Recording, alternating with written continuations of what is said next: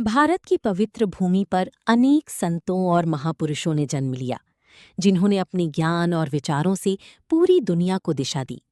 उन्हीं महान विभूतियों में एक नाम है स्वामी विवेकानंद जी।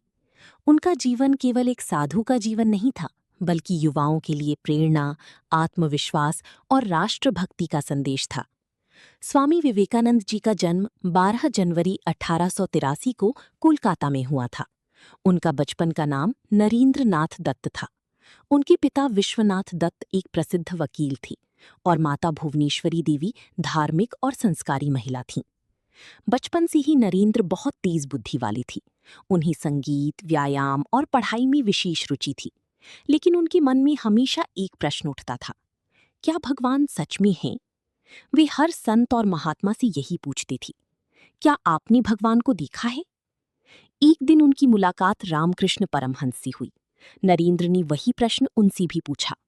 रामकृष्ण परमहंस मुस्कुराकर बोली, हाँ, मैंने भगवान को उतनी ही स्पष्टता से देखा है जितनी स्पष्टता से मैं तुम्हें देख रहा हूं।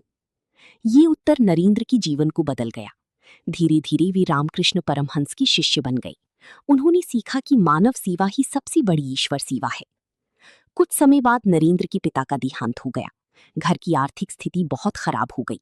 कई बार खाने तक की परेशानी होने लगी, लेकिन उन्होंने कभी हार नहीं मानी। एक दिन वे मां काली के मंदिर गई। वे धन मांग सकती थी, लेकिन उन्होंने मां से कहा, मुझे ज्ञान दो, भक्ति दो और शक्ति दो। रामकृष्ण परमहंस की देहांत के बाद नरेंद्र नाथ ने संन्यास ग्रहण किया और उनका नाम पड़ा स्वामी विवेकानंद। उन्होंने पूरी भारत की यात्रा की और लोगों का दुख देखा। तब उन्होंने ठान लिया कि भारत को फिर से महान बनाना है। सन 1893 में अमेरिका के शिकागो शहर में विश्व धर्म सम्मेलन हुआ। वहां स्वामी विवेकानंद ने भारत का प्रतिनिधित्व किया। उन्होंने अपनी भाषण की शुरुआत इन शब्दों से की, मेरे अमेरिकी भाइयों और बहनों। इतना सुनते ही पूरा सभागार तालियों से गूंज उठा। उनके शब्दों ने पूरी दुनिया को भारतीय संस्कृति और मानवता का संदेश दिया। स्वामी विवेकानंद युवाओं से कहती थी, उठो, जागो और तब तक मत रुको जब तक लक्ष्य प्राप्त न हो जाए।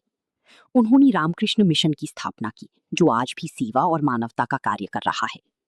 4 जुलाई 1902 को मात्र 39 वर्ष की आयु में स्वामी विवेकानंद जी ने शरीर त्याग दिया, लेकिन उनके विचार आज भी करोड़ों लोगों को प्रेरणा देती हैं।